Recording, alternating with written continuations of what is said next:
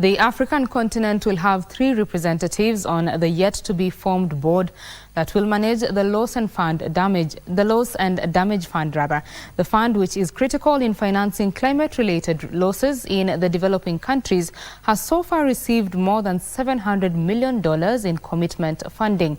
Majority of the 9 board members will come from the developed countries, who are expected to be the biggest contributors to the fund.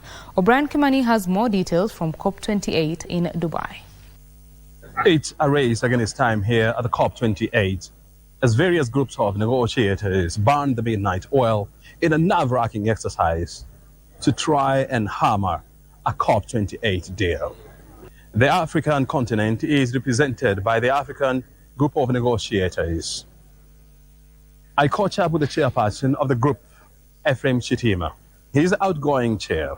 I asked him whether we are anywhere close to striking a deal, and this is what he told me. The negotiations are still in the technical phase. From the time that the conference opened on the 30th of November, we have been negotiating on the technical format. Tomorrow, Wednesday, the 6th of December, marks the end of the technical phase of the negotiations, meaning that the 2 subsidiary bodies, the one on implementation and the one on science and technology, will be closing. Generally, things are moving, but in some areas at a slow pace. But you know this process, towards the end, we may pick up steam, and probably as we close tomorrow, we'll be reporting on recommendations and drafted decisions that will have been achieved. We have been very vocal against the World Bank hosting this money, but we are being convinced that the fund will not follow the World Bank rules.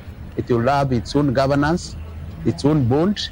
Africa will have 3 representatives in the bond, and so that softens our hearts.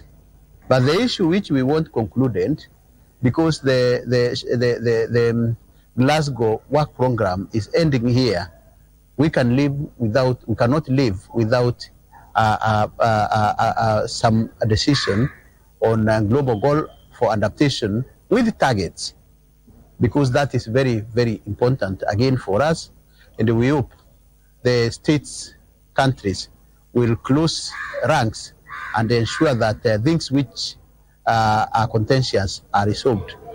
OBrien Kimani, the outgoing chair of the African Group of Negotiators, and Dr. Mithika Mwenda, the executive director of the Pan-African Climate Justice Alliance, joining me here on the sidelines of COP28 in Dubai to give me more insights on the happenings behind the closed doors and the negotiations taking place here in Dubai.